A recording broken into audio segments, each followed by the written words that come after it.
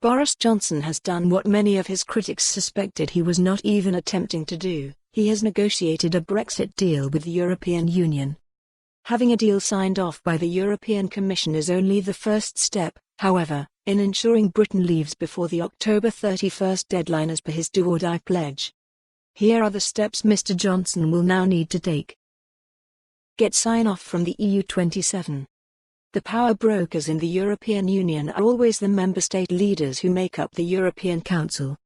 They are all descending on Brussels on Thursday and will be, along with their officials, closely be reading the withdrawal agreement and political declaration on Britain's future relationship with the EU.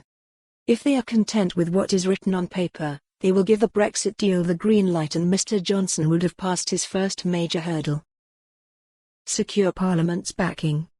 Downing Street has confirmed that, should the deal be backed by EU leaders and MPs agree to a Saturday sitting, Mr. Johnson will put his deal to a meaningful vote, as required for Brexit to happen, on the weekend.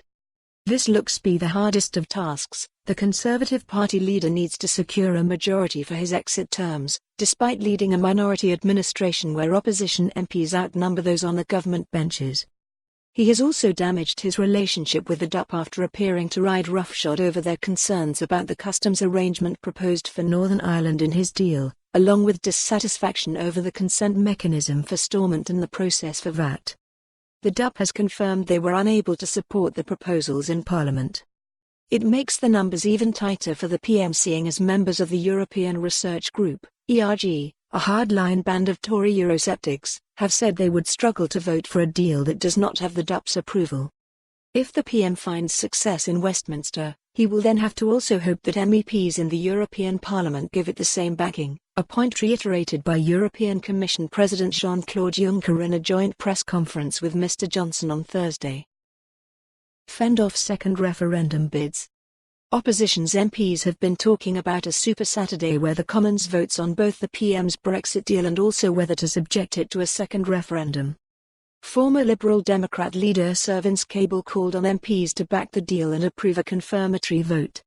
We should now allow the deal to be passed by Parliament subject to a confirmatory referendum with the option to remain, he said.